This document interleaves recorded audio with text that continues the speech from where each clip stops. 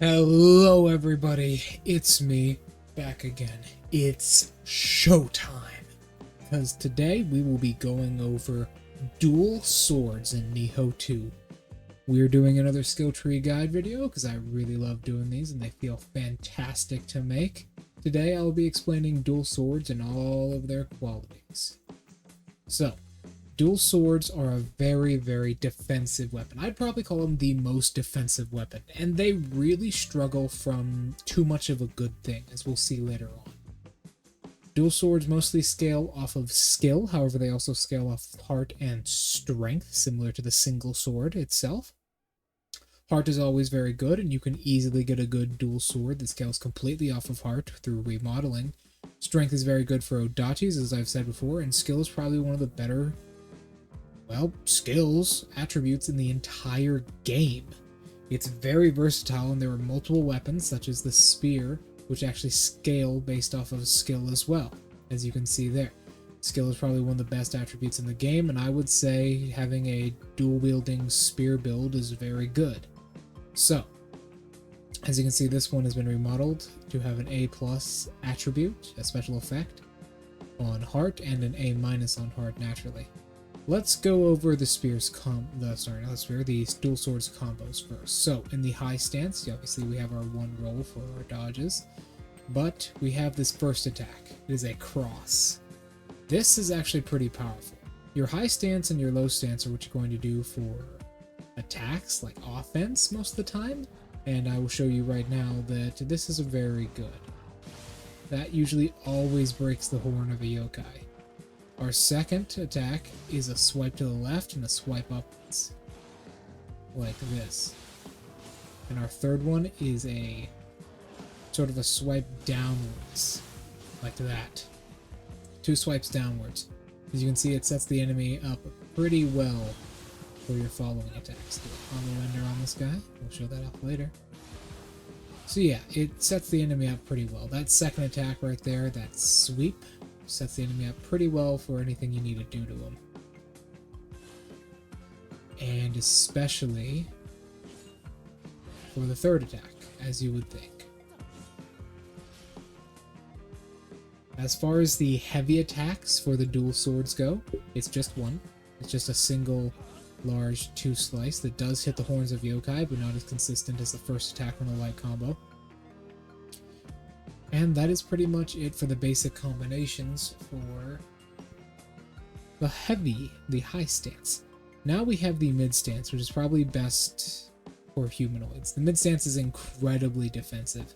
As you have probably seen on the screen, swords actually have a reasonable block. They actually have, dual swords, actually have a reasonable block. They have probably the best block in the entire game. So, at least defense-wise. So, as you would think, they're very defensive. And the mid stance is the best example of that. First off, you can see here, our attacks don't have too much range, but you get two swipes to the left with your first combo, first attack. Then two swipes to the right with your second. With your third, you get much the same. A swipe to the left and a stab. And then with your fourth, you get a swipe to the right and another stab. Those stabs actually go farther than you would think they do. There you go. And they do aim kind of downwards. Final one does, at the very least. So this is really good for humans, specifically. If I summon up a human right here, you'll see he gets kind of wrecked by this.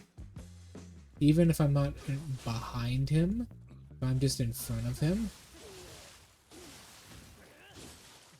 he goes down pretty quick. Dual swords are pretty defensive in that state, but they're pretty offensive with their main combo here, but you do need to be careful because your range is somewhat short other than those stabs, and it does take a good bit to get to those stabs.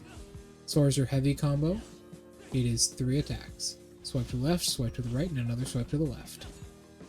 Once again, pretty good against humanoids, but not yokai. As you can see here, he's usually going to get hit by all of them, or he's going to block them, and I can immediately follow up with a light combo. Good stuff. Obviously, if we are in mid stance, so we have our dodge, then our roll for our dodges, and then there's the low stance. Low stance actually, sadly, it doesn't have the same quality as the single sword. You can't go on forever with this combo, but you have a very, very nice sweeping attack going from left to right, right to left with each sword. Then he brings it outwards. Another good attack. As you can see, they're very close to the ground. They're pretty much below our waist. And then after the second attack, we have this little flurry we do, where we swipe both swords with twice. And then we bring it inwards again. Sorry, I'm very tired right now. We bring it inwards again. Anwards? What the hell is anwards? That sounds like a name. Anwards. It sounds like a Squidward's cousin. Anwards. Ooh. As you can see, we bring it inwards and then out. This is very good for crawling type enemies, as we will show you over here. This is very good for crawling type enemies, like a dweller like this. We can get him on the ground like that. Let's see if he, yeah.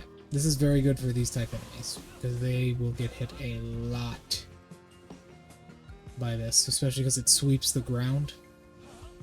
It was a little bit hard to do damage to enemies directly in front of you with this, because you do not move very far. Keep in mind, that was a full combo. With this, you move much farther. A good, like, 25th farther, and with this, you move about the same as the low combo. About the width of these pillars. You can see you move much farther with the mid combo. And obviously we're in low, so we can dodge pretty well. We have our twirls and our back steps. The heavy combo for low is 2 attacks. A twist and then a stab. This is best done behind the enemy. Let's snap some 2 real quick so you can get some good combos off. You can see dual swords drain stamina really quickly despite not having the best break stat in the world. Also, I found out because of how quickly these attacks, and each one is considered its own attack, dual swords are very good at applying status effects. So if you're a shinobi, you may want to consider using dual swords, since a lot of your shinobi equipment does scale with skill anyways, and a lot of things you would be using. So after that, we'll go through the combo enders. First one up is the the medium attack combo ender in the high stance. There's 2 of them. We bring ourselves up, and then we bring ourselves down with an additional button press. This is your moneymaker right here, basically. This is where most of your damage is going to come from. If I use it on this yokai, you will see, and you did see before, that's where the money is, right here. If I manage to hit it. 1, 2, 3, especially if they're close to being out of stamina, or they're out of stamina. As you can see, he did a lot of good damage to him and practically killed him. 1, 2, 3, 4. There we go. It's a very good combo ender. Unfortunately, the dual swords don't actually have much in the way of it, so let's get into the actual skill listing, shall we? Now that I've showed you the combos. So, first up is Sign of the Cross.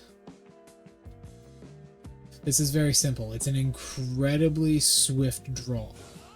It's actually, keep in mind, that's fully charged. This is fully charged on the single sword, and this is fully charged Sign of the Cross. It's incredibly quick.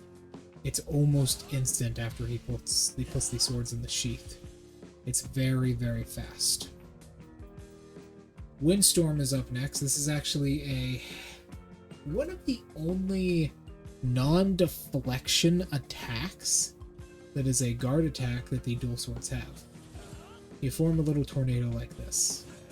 It hits multiple times and it's very good for forming status effects, but we'll get to a better one later for that.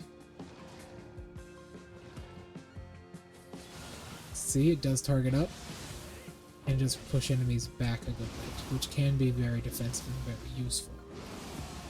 But all in all, this gets outclassed by one of the secret skills, which I will show later. In fact, I'll show it right now. I won't introduce it yet. As you can see, it has iframes. So, Windstorm, not the best. But, it's pretty much all you got, so might as well take it. Demon Thrust is up next. This is a counter move. It's this. You are going to quickly find out, by the way, that the dual swords pretty much only have counter attacks. In fact, they have so many. There it is, right there. Demon Thrust. They have so many counter attacks, which are normally a good thing to an extent, that it gets a little bit overwhelming. As you can see, you can combo off that very easily, though. And pretty much just tink off of it. Hold on, let me do this correctly. As you can see, I can go into a combo pretty much immediately. This is one of the secret skills I'll show off later. 2, 3. 2, 3. Alright. It's one of the secret skills I will show off later. That is Demon's Thrust. Next up, we have Mind's Eye. Mind's Eye is actually dead simple, right? So, it's kind of hard to explain. Basically, let me read it properly. You now clearly see and evade all incoming attacks during the recovery period following a dodge. What does that mean? Okay, this is a really weird one. Let me explain it to you like this. It's very difficult to pull off as well. The skill is not too useful, with a follow-up skill can be very useful. What that means is you can see here, now that I'm zipping around him like this, that I have a little, like, recovery from my dodge, right? A little recovery. That makes that a button press. What that means is when you use this skill, your dodge becomes almost independent. You have basically two forms of dodges, as you show in the video. It's incredibly hard to do, but if you dodge basically at the perfect time, it will not only successfully give you that recovery period and that little boost, it'll also, with this, the upgraded version, it'll actually increase your attack, as you can see. But keep in mind, you need to be very close for that. Not only that, it usually needs to be a back step, so I will try and attempt to show it off here. There. It's very hard to see, but it usually needs to be a back step. That little period you're seeing me where I'm stuck in place after a dodge, when I dodge his attacks, that's what this is covering. It's pretty much nonsensical to pick this skill up because it's not very useful unless you were going for a very high damage attack. It's also the timing is very particular. There, see that? The timing is very particular. Backstepping is the easiest way to do it, or sidestepping, but there's no point in doing this when you have about, 40,000 different types of deflects that you have access to that are of varying difficulty to use. So it doesn't matter. Even something like Demon Thrust is better because you at least get a trait of damage, and Demon Thrust can technically be used as an attack because you always thrust the sword no matter what. Or even something like, what is it? Dark Flow, I believe this is called. The sweep, which is a counter attack we'll show off later, is still better because what's the point? Oh man, I'm so tired I cannot play this game properly. What is the point in using this weird dodge attack? It gives you a little bit of a damage boost, yes, that doesn't last too long, about the same length as Blue Moon. But it does stack with other existing damage boosts. So it's at least got that going. It does stack with existing damage boosts. There's no point in using it. Right? There's no point in using this. It's not very good. Unless you are really good at timing. In that case, why not just play, I don't know, a fist build that actually rewards you properly for it? Don't use this skill. It's not the best. It can add damage on with the second version. It's in low stance only, which is something you're probably going to be using most of the time, but it's not very good. Next up, God of the Wind 1, 2, and 3. God of the Wind is a very, not controversial, but difficult skill to use for a new player. God of the Wind normally is a combo ender for your low and medium stance. Looks like this. First one. Second one, you buy the second button press, which is that.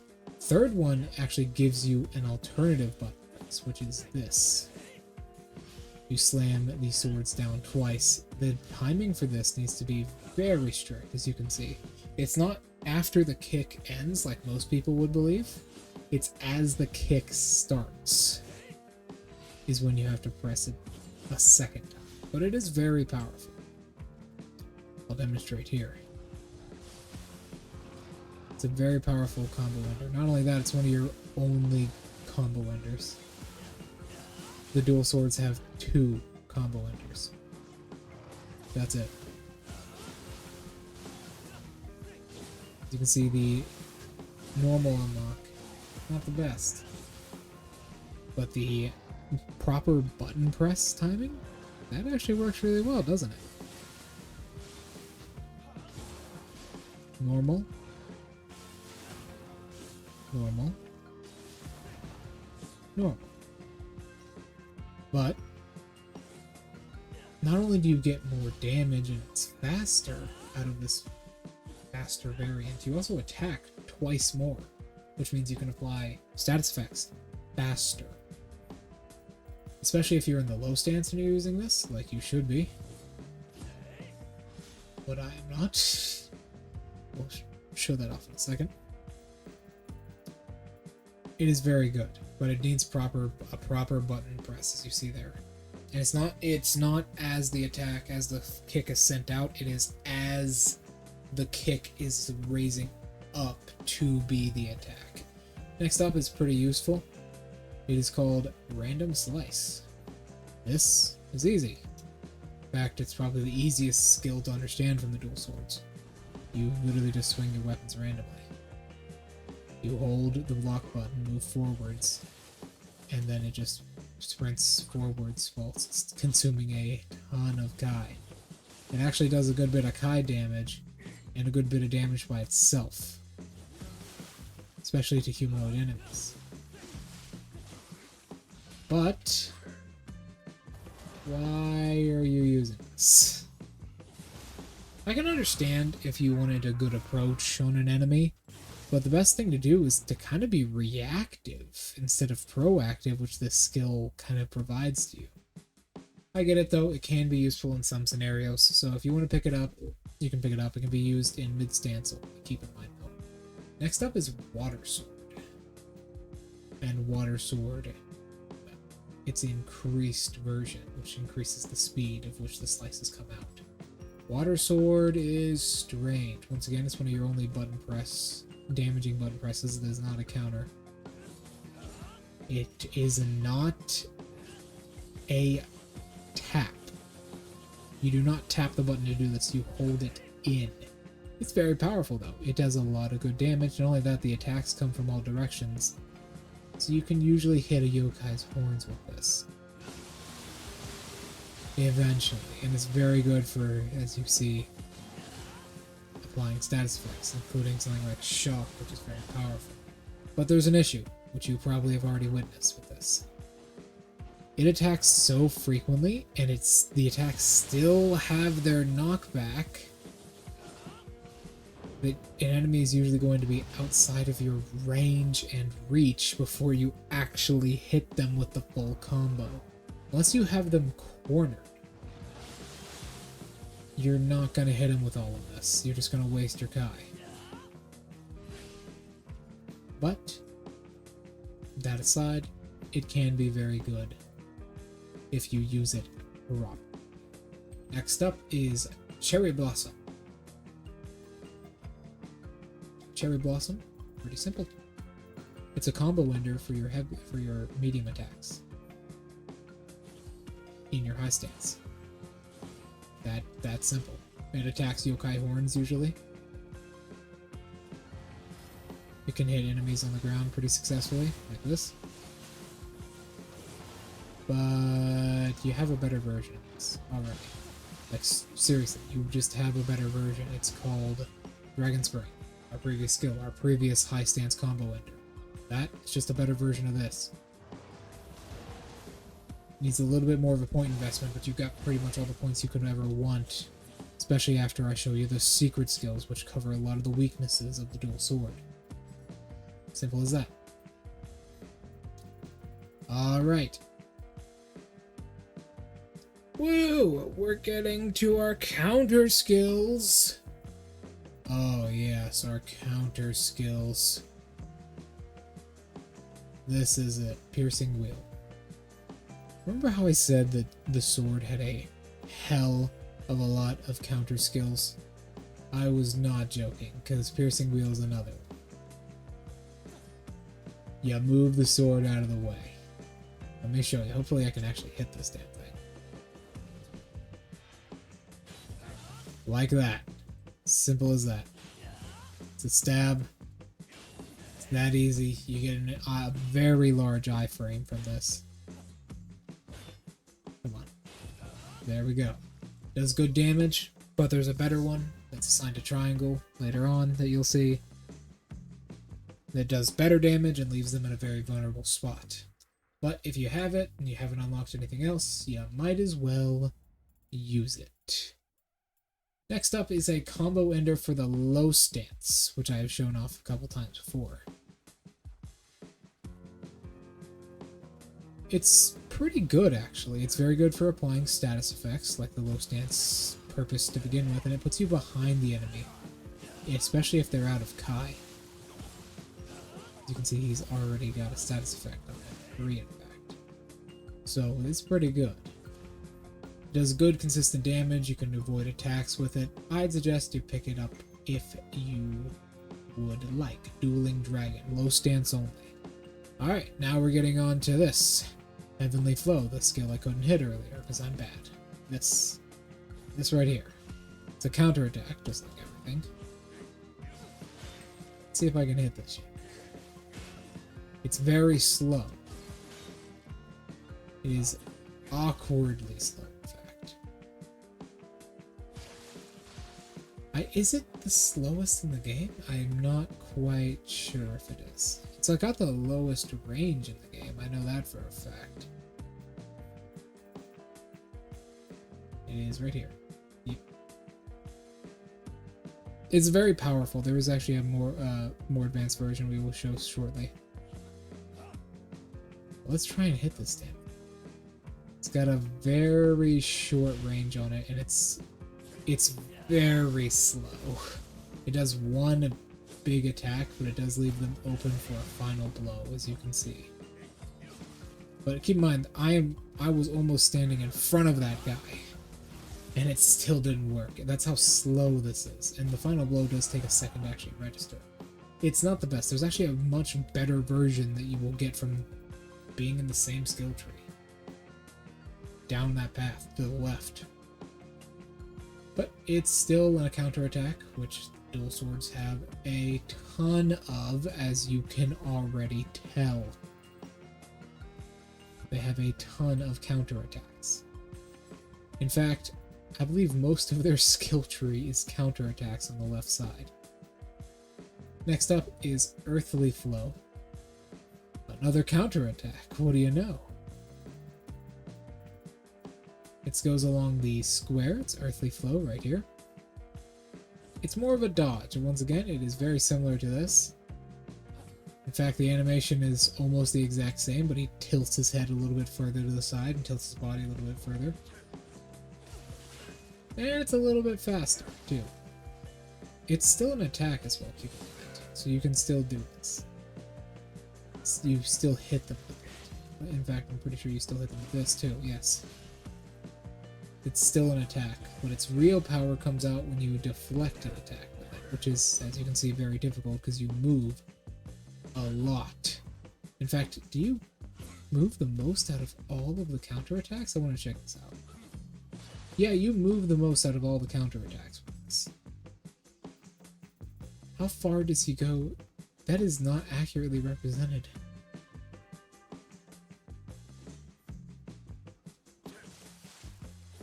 Although I do feel like there is some strength to this, but you go very, very far with this. So let's actually check this out. Earthly Flow. Yeah. Counterattack with enemies. Attack. So let's see this, shall we? Let's actually hit this. This is very hard to hit. Once again, no, not quite. There we go. Hit him perfectly. Yep. The funny part is a lot of these skills are so bad that, see, it's just such a short range. This one is a little bit more consistent than this one, because at least this one you can hit properly. This one is very quick. It moves you to the side, so you might actually like miss the attack entirely. There it is.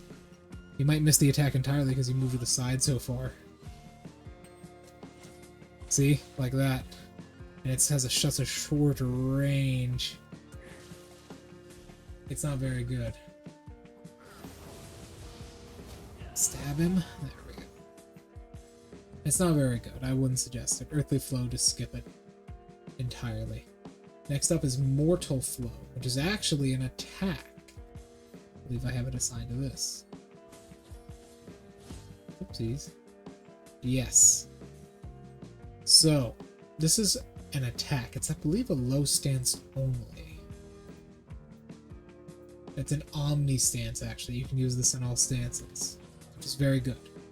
I suggest using this in triangle if it was in the mid stance for triangle, if it wasn't for another skill, which is the best deflection skill this skill tree has out of all of them. The reason I know that is because there's so many of them, I tested them all.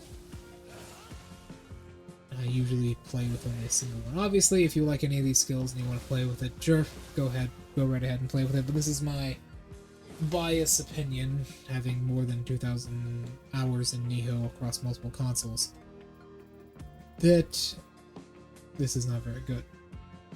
As you can see there, you launch yourself into the air and create quite a big ring of knockback. Next up is, well, this. This is the best one.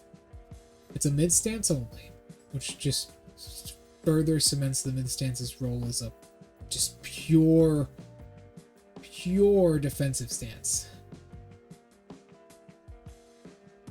Sure. Oh, this sugar. This is the best one. It's incredibly quick. Its range is out in front of you instead of your left or side. It's the best one. It is the best one. Let me hit it real quick. Oh, man. There we go. Not only that, it does the most damage out of all of them, doing around 3,000 with my blades. Sets him up for a final blow. It's very quick, as you can see, interrupted his attack pretty much immediately. It's the best one, and it's on triangle, sadly enough. As far as I know, the dual swords do not have any form of punishing attack, just offensive attack. They're all counters on square in the mid stance. It is very tempting not to use this at all, so you at least have some counter. But with dual swords, you actually want to be swapping your stances a lot, specifically because all of them feel like they're made with a specific purpose in mind. Mid stance is supposed to be defensive. You have multiple different forms of, counters. High stance is supposed to be damaging, but hard to maneuver with. Low stance is supposed to apply stats effects very quickly and have a lot of mobility and damage. But, like I said, it suffers from too much of a good thing. Alright, next up is Moon Shadow, which which is actually quite useful. It's a combo ender specifically when you are blocked. Hopefully this guy blocks. I haven't seen him do it yet. Oh. Block me. Block. Block. Get up and block.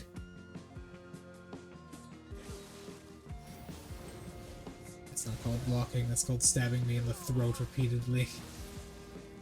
Ah, unfortunate. It is a let's do this again. It is a combo ender. Get up. Block. There we go. As you can see, it's a combo ender that goes around the enemy. And it only works on combos you have been deflected on, which makes it unique amongst a lot of skills. That elevation did not make that pleasant for him. Makes it unique amongst a lot of skills because there are very few skills in the game which actually end on a combo that you were deflected on. Next up is, well, what we've already seen, the extended version of our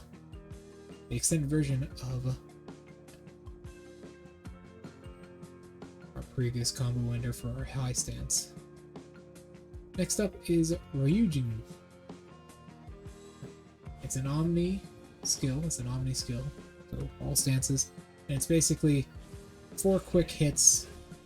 It's tied to the triangle stance, it's tied to the triangle button on all stances. It can be charged up for more, or it can be released immediately for a quicker one. It is better when you do it in small bursts like this, because if you fully charge this, you're taken too far to the left or right and you're not going to hit whatever enemy you need to with it. So it's not that good. Finally, we have Winter Wind. Probably seen it a couple times. Then we get into the secret skills. Winter Wind is a Kai Pulse attack. When you Kai Pulse, you move forwards and charge the enemy. Very good for getting back into combat, but the thing is, dual swords themselves are meant to be very passive, reactive playstyle, as you can see with all these deflection attacks and the very few actual attacks from your button presses. Hell, the high stance doesn't even have a square button press at all. It's the only few. So it's meant to encourage aggressiveness, but the rest of your entire kit does not encourage aggressiveness. Now we get into the secret skills. First up is Punish the Proud, my favorite name of any skill in this game. But unfortunately for me, it's pretty bad. It's actually so big. The window is so big that it is hard to hit because look how long it takes me to put these swords up. While the other one is literally this. It's literally that. That is the strongest deflect attack in the game right there. Well, the other one, the swords are up for a long time, yes. But unfortunately, it has mediocre damage. But it does good Kai damage, at the very least. See how long that takes me to get up? He wasn't even in the animation, and I still got hit. It does good Kai damage. It is a pick attack, which knocks human enemies backwards. It's not very good. Now let's show off the other one. Knocks them backwards. It's good for defense, but once again, everything on the dual swords is good for defense. It's literally an offensive stalwart. Sorry. Yeah, defensive stalwart. It doesn't matter. You have 1,000 other attacks which can do this shit. Why use Punish the Proud? Why even grind to get this? I grinded to get this skill specifically to show off what I meant by secret skills in my NIOH guide series. So you can see that the attack is up the deflection is up for a really long time. It's just hard to hit because the startup is so damn slow. Like, okay, if I can't be reactionary, I have to have foresight basically to do it. Now I'll show off the next unique skill, which is called Dragon Fang. Dragon Claw. Dragon Fang is the other one. You skid it up to a paralyzed or enemy at Sadakai, you stab them. This will recharge your Amrita. If you corrupt them with a corruption attack or a corruption type weapon, you will get all of it back immediately. Or to a certain extent if you kill them as well. Stab them, and that's that simple. It's that simple. It's that easy. Nothing special. It is that easy. Next up is Ultimate Sign of the Cross. It's the draw attack again, but you actually have a square button press that is a follow-up to it. If I would stop being stabbed in the throat repeatedly by this man, that is. I'm going to make you pay. Let's try that again. So, it is Ultimate Sign of the Cross. Let's go all the way down here and show it off properly. Yeah, Dragon Claw was the one I just did. And then there is Ultimate Sign of the Cross. You get a button press directly after doing Sign of the Cross. You can see there. Let's test it out. Very good. A lot of stamina damage, a lot of damage in general. It comes out very quickly. It's a good combo ender to something that already does good damage. It's basically whatever you would need from it. There are very few exceptions. This is very powerful and very good. Finally, we have Dual-Headed Slicer. This is probably the best skill in the Dual Swords arsenal. It is a series of attacks. Specifically, it is a twirling attack, as you can see here. It hits usually about 5 to 6 times, and it's very powerful. Let me show it. It's very good for applying status effects. You can see he's already on fire. And now he's shot. So he's moving slower. It's very good for applying status effects. There we go. He's already dead. Sorry for the silence there, but I just wanted to show this off properly. It doesn't take much Kai at all, and it's probably the best skill from that skill tree.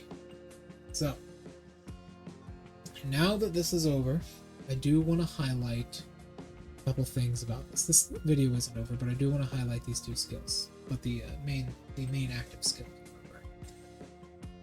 This is the best one. Momentum is very powerful. Because of how the dual swords work, you want to be on the offensive. You want to be kind of passive aggressive, is how I'll put it.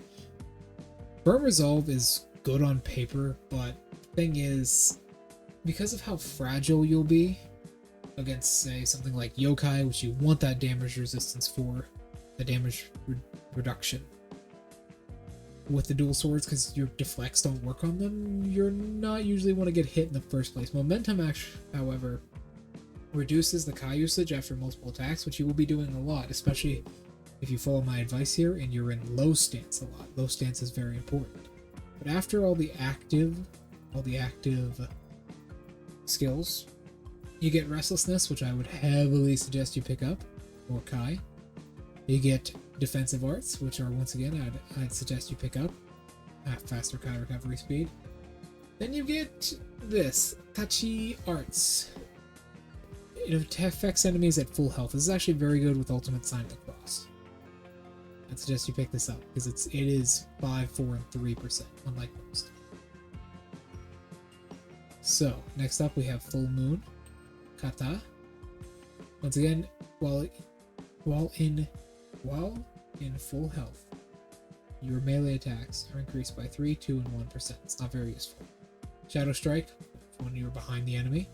Armor Piercer is your final blow. Most in every single, most in every single weapon has these things. They're the exact same. Grapple, Immovable. These are your low health ones, and then you got your Mastery. Same thing I reviewed before in my sword video. Go watch that if you want more of an in-depth guide on these specific skills. Alright, moving on. I'll give you my suggested dual sword skill tree, what I use specifically for my setup, and then I'll show you where to get the secret skills exactly. Starting with Punish the Proud, and ending with Dual-Head Slicer. I will warn you though, you do get 2 of these from the same boss, and it is quite the annoying mission. So, As far as my recommended setup goes, it's actually somewhat passive, using the defensive nature of the dual swords to their best that you can. So, going into this, well, first thing you want to pick up is Sign of the Cross 2. Sign of the Cross is very powerful, and Momentum.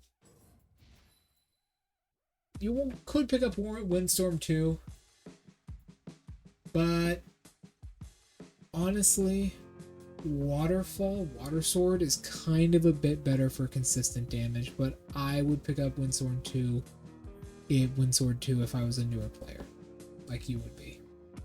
We want to pick up this, because we want something connected to this.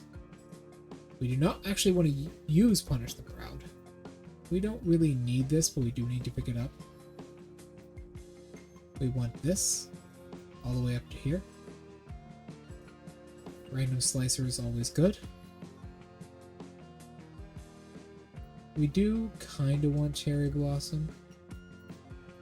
It's a combo ender that leads into this combo ender, so we want that specifically. We do not want Ryujin, however, we do want the Strike. Sorry. There is our defense setup right there. We can use Punish the Proud if we want to, or Square Press. We do also want Moon Shadow. We don't want that.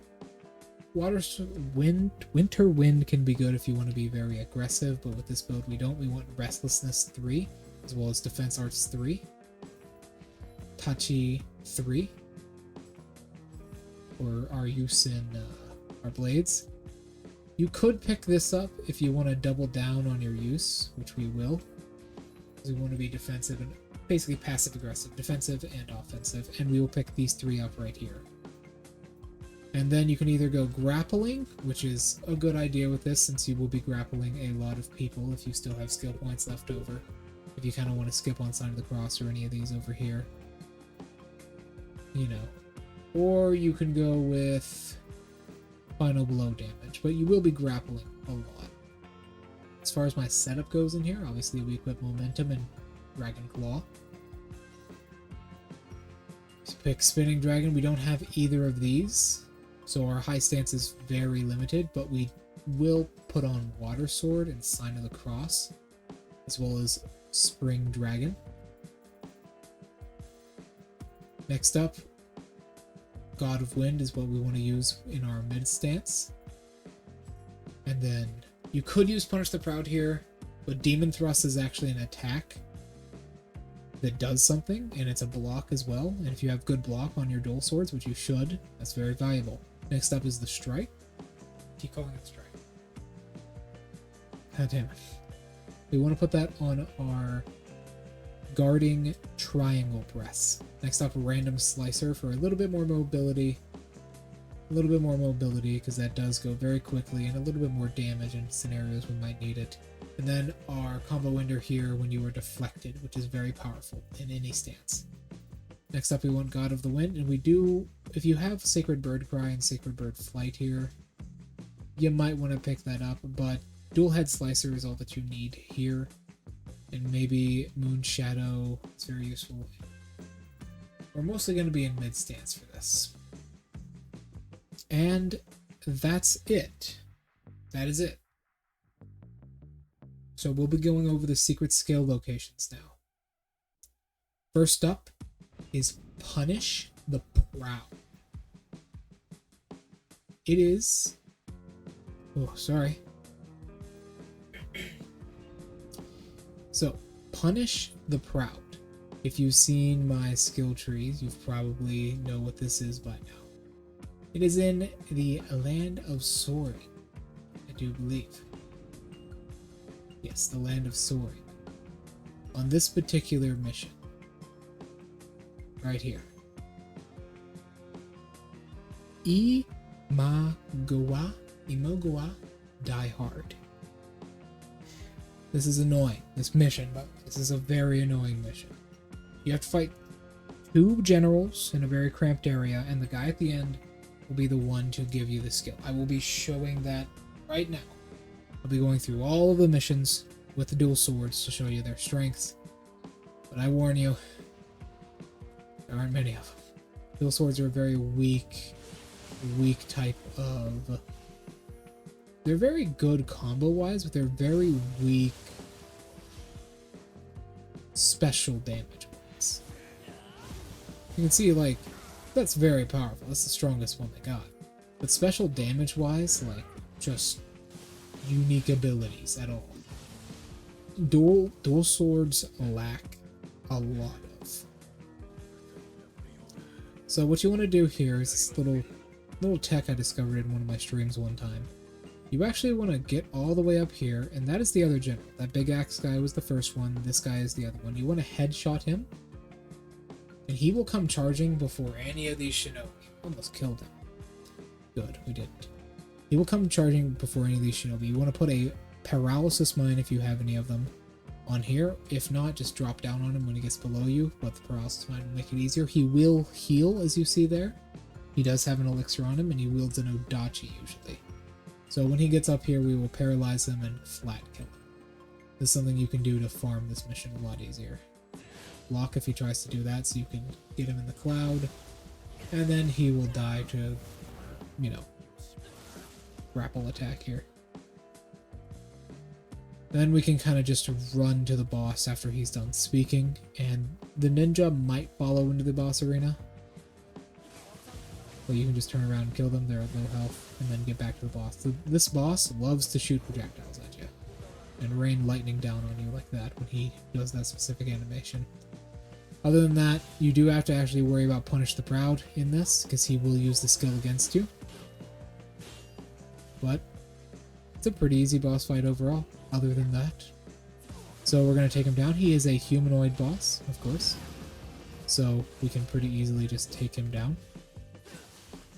I don't know if that works on him. Let's actually try it out. Whoop. You want to dodge away from him or to the left when he does that, because it is like a star pattern. Yep, it still works on him, as you can see. And he will occasionally drop Punish the Proud.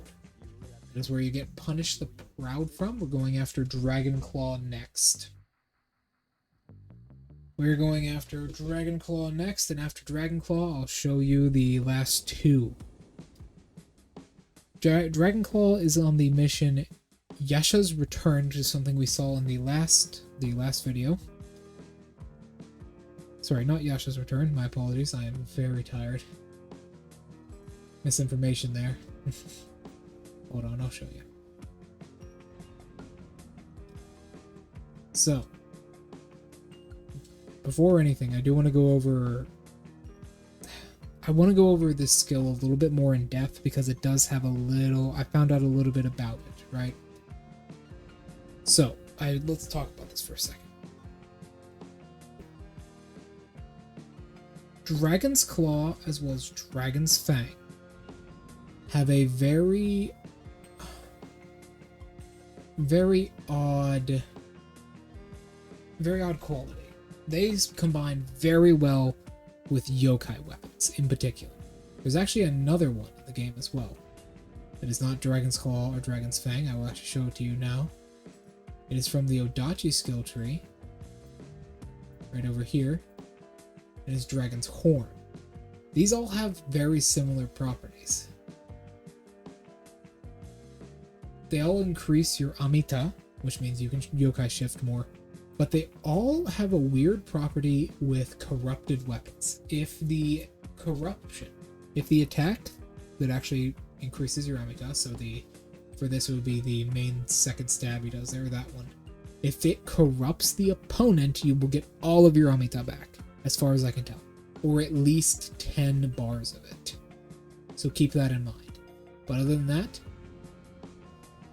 Dragon's Claw is in the Land of Shadows, in the mission The Point of No Return. We'll do this mission really quickly. He drops all of the Dragon's Claw, Dragon's Fang, and Dragon Horn skills. This guy does. Pretty quickly. So, you want to lay down this, get all your buffs, hit him with a fireball if you got any, if you're a ninja. Just get all your buffs down. He'll go down pretty easy. Launch a fireball at him, launch a second one, hope he dies. Nope. He's a single sword wielder, but he does have a lot, and I mean a lot of versatility, and he will swap between weapons, as you can see there. He has 3 weapons he can use. This guy refuses to die. Let's help him out, shall we?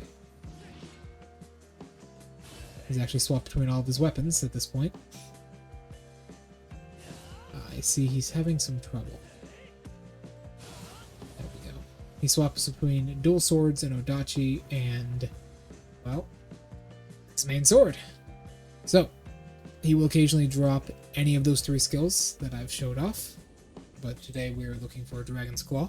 He will occasionally drop it, and when he does, good for you, man. You got a secret skill. These are hell to grind out, usually.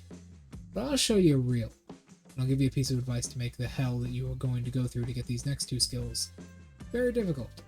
First, let's talk about these 2 skills. True Sign of the Cross, or Ultimate Sign of the Cross, and Dual Head Slicer come from the same boss. There is no side mission, as far as I know, that this boss comes from. Specifically, it is in the Land of Dreams, and it is 2 missions. It is first, Cherry Blossom View, and second, the Golden Castle, I believe. In these 2 missions, I suggest Cherry Blossom View because it's the shorter version. In fact, you will thank me because I do believe the one in the Golden Castle will drop different gear, and he might not have the chance to actually drop these skills. Cherry Blossom View is very powerful because of that, right? It didn't realize I didn't have that mission unlocked in this save. Cherry Blossom View is a very powerful mission because of that, because it allows you to cycle through the boss quickly. I'll actually show you the whole mission and how to get to the boss. There's the boss at the very end. Keep in mind, this is a triple boss at the end, and you only get it from killing the first boss out of this triple boss. It's a very annoying mission. You might see me actually swap to the main sword occasionally because it can be difficult as well. It's very confusing. I'm just going to show you how to go straight through. He drops the very last two skills we need here, but I will show you after I'm done with this mission a way to cheese it and get the skills in a lot better, a lot simpler way that doesn't require doing an entire main mission every time you want to get these skills, which is how I got them on this specific save. You will absolutely thank me for telling you this. So you want to hang right, then bounce left through here. There are a lot of guards through here, but you can pretty much just ignore them. You pretty much just run through the place. There's another one here. There's another guy behind there that will try and attack you. But you can run straight past him, go through here. This is a general. You don't need to kill him necessarily, but it is suggested that you do for story reasons. So just kill this guy. Feel your soul leave your body. Ah, damn, I tried to do something cool there. Wasn't meant to be. You can tell they're generals because their outfits will be different colors compared to everybody else. Also, one of them has a very weird combination of weapons, that being a katana and a rapier he stole. They're also, you'll be able to tell they're generals because they will speak directly afterwards. See, got some Amita from that. And we want to move on. This mission is somewhat long, but it's the shortest mission you can get these from. So, technically, we'll be showing on the cheese strat. We'll be showing off the cheese strat later. Sorry, I have not slept in a little bit over 24 hours. You want to drop down here, drop on this guy, kind of run past the spear wielder. Go up on this lip right here very carefully, then maneuver to this key. I believe this is a gang key that is right here. Just grab this key, turn around, and go. You can get it without setting off that yokai. Move through here. He will be chasing you, but you can open the door without too much trouble. Move through this second spear guy. Do not let them catch up with you, or you will die. Spear units are very powerful. Move through here, and here's another general. Now, he will not cross that gate, but this guy has a little bit of protection, because you see, he has a bodyguard right up there. He will not care if he is shot. So just move past this. Once you get through this gate, you can talk to this girl if you want her assistance, though. So, we're just going to kill this guy real quick. 2, 3. 2, 3. Stab him. He's dead. You can talk to her for her assistance. We wanted it. No spoilers, so I won't say why she's here or anything, but we can just continue. Go up here, we can use water dance on this particular rock. This will cause the rest of the area and the mission to pop up. I'm not going to show any of the cutscenes later on, by the way, because I don't want to avoid spoilers, but this big floating castle will come up and be here. And the objective is to connect the paths that this floating castle has. It's a very confusing place, by the way, so be careful while you're in here, and you can fall off very easily if you're not careful. There's a shrine up ahead, so it'll make your life a bit easier. I will warn you, this place is very open as well, obviously. So there will be a lot of range units coming at you pretty frequently. Just go through here, do what you can, rest the shrine, hang to the right through here, and I'll show you where to go exactly. This is a very odd place. She will follow you through most of this, but eventually stop. You need to find more of those rocks that we destroyed. There's a Mizuki here that will not respawn, that we can take care of, and this guy is a long neck. Don't be fooled by him. Mizuki will be up here. We can take care of him real quick. He's just a beginning of the game boss. Nothing special, especially if you have Otakimaru's Soul Core. He is very easy because he is so big. 1, 2, there we go. He will usually drop divine weapons if you're on any kind of scaling for your difficulty. And then we can move on. There is a guy with a rapier and a sword and a katana through here. He will try and drink water immediately, just don't let him. He's pretty weak other than that. Just get rid of him with Dragon Claw here.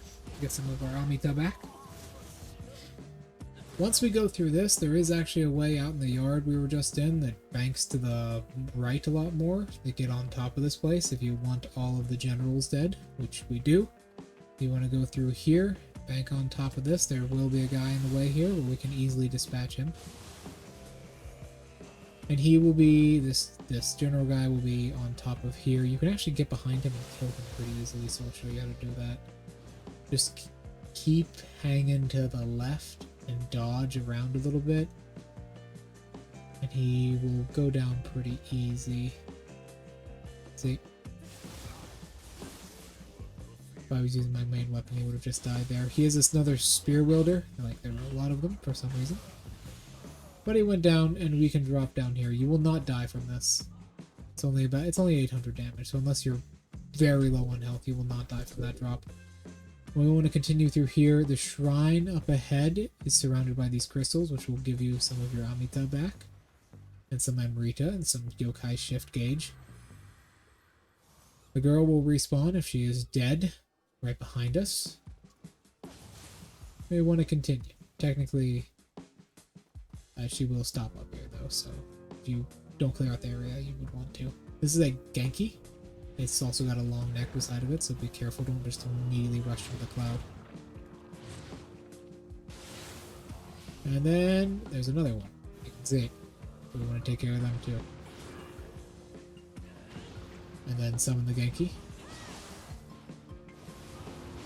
And then take care of him. And she will part after we destroy this rock in the back here. We need to destroy the rocks exactly like this. And then she says, you know, I'm not gonna talk to her, but she will be like, oh, I'll stay here and deal with the yokai. You go on ahead and kill them. And yeah, she's a little bit insane, but alright. That's why we love her. I do pick up anything you find in here because there's a lot of stuff. The pathway up ahead will be revealed. There's a lot of stuff in there usually because there's 3 yokai in a very cramped area. There's another general right here. You can see because he looks different. Means he's stronger. Anime logic. And down him, kill him real quick. No big deal. These crystals will also drop more to our yokai shift. We've almost got. Here's another one. We can take care of right here. Oh, it's so gross and so brutal. I love it. take care of him. Move on. There is a guy in the back that's shooting a gun at you that I just killed, as you can see, so be careful. Move through here, and this is where the place gets a little bit confusing. Move through there and break those crystals. I always think there's a one back there. There's not. Move through there, break those crystals, and continue on. We will also want to open up this. There's a chest in the corner over here, which we can get a sacred brush from. We do kind of want to deal with this guy. Hold on. There we go. So after you move through the building here, do check around if there are any more of these crystals. And there is an item in this back corner back here. Usually a spirit stone. In fact, I find that's what it usually is almost 100% of the time. After you kind of clear out this area, he did drop a teapot. That is nice. After you kind of clear out this area, you do want to go over here where the new pathway is opened up. You can get shots from the people down below, but it's very difficult, so I suggest you move forwards. This guy is a long neck. Keep in mind, he can shoot through his friend, because the game hates you. Moving on. This is where it gets complex. This little courtyard area here, very hard to find your way around in. Just follow my path. You do want to take care of these guys because they will shoot you as you're going up, because you do need to hang to the right and go up here. There's a little side area down there where you can find some cool stuff and some more enemies, but you just want to hang up on this path right here. This guy is annoying. Please keep this in mind. Also, I will say, yes, the mission is very long and tedious, but the secret skills you get from this are the best skills just in the roster of skills that the dual swords have to begin with. The dual swords have a very consistent attack pattern, but not very powerful themselves with their skills. That will open up the boss way here. So we will go back to the shrine over here. That'll open up the boss, and we can go through here and fight the boss after another small room with another general. He's back in the back right there. This guy is very annoying because he has multiple enemies around him and a spear wielder, and he will use Amita magic. Just use the lamps to block him like I did there, and you should be fine. Whoop. Nice try. And he's dead. Oh, not quite. Not quite. Okay. Now he's dead. Victory. I'm going to skip the cutscene because no spoilers. I'm going to mash this button as hard as I can. No spoilers. There we go. And this is the boss right here. He has a dual sword. He also has a counterattack, as you saw there. He has dual swords. He counts as a yokai, so you will need to attack him a good few times to break his stamina, and he will only be staggered when his stamina is broken. He has an attack in his form like this, where he sweeps the ground, and he also has another one where he throws the blade forwards, and then into threes, and then they explode in front of him to cover his back. He's a very weak boss overall. You can kind of get through him with that. And then there you go. Done and done. And he will sometimes drop both skills we're looking for. Ultimate Sign of the Cross and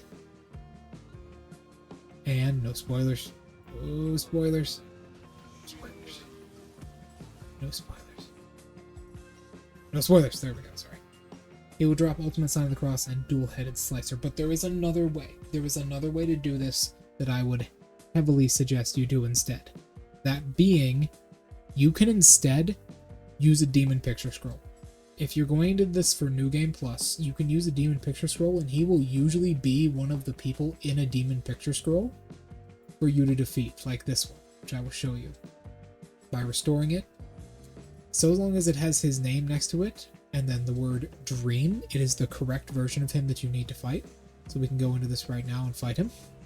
It's going to be a very difficult fight, by the way, because it's level 255, which is max. It's going to be very difficult, but I will just show it off. I may die a couple times here. I will switch to the main sword. So, He will be at the end of this gauntlet, and he will drop all of his drops normally and some more. So you got to get your luck up high, but you will eventually get this. I only did this after about 15 attempts, unlike a lot of my other ones. My other skills that I had to get in this, which took about 30 to 40 attempts. Plus these are anytime you want to do them, anywhere, and you can control what level these are. I was just stupid and immediately did the max level one. Severing spin.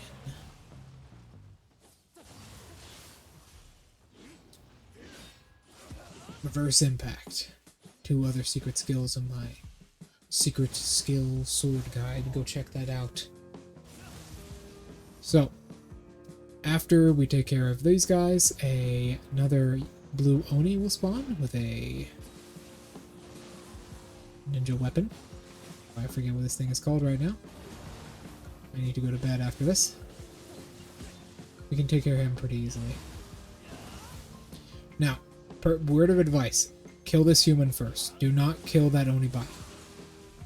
Do not kill that Onibai until all of your status effects you want on you are on you. Because as soon as you kill him, an archer will spawn on the right side of the arena.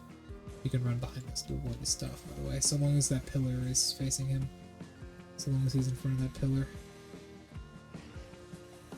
Because the pillar will be the thing that blocks him.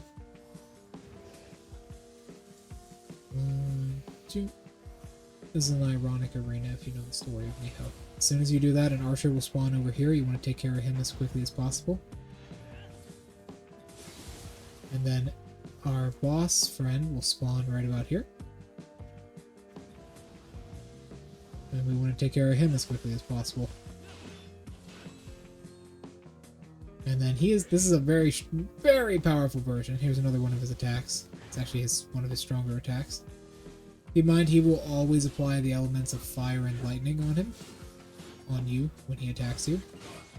Only in little portions, though, so that's at least a buff. Not a buff, but a buff for us. The screen, the mesh on that building, will not protect you from the blades, but the pillars will. The pillars of this small, like, shrine here will actually protect you from the blades he fires. See, he's very, very dangerous and very powerful in this form. You want to put the pillars in between you. He will sometimes do this attack that appears underneath you. He will also appear above you sometimes with that, but if you're far enough away, he won't get enough distance, and if there's an object in between you, he does actually count as a projectile when he does that, so, yep, see, he won't always appear above you. And then there we go, and he will sometimes drop Sign of the Cross, as well as, Ultimate Sign of the Cross, and Dual-Headed Slicer. Alright, that is how you kind of cheese this incredibly difficult challenge normally to get those 2 skills.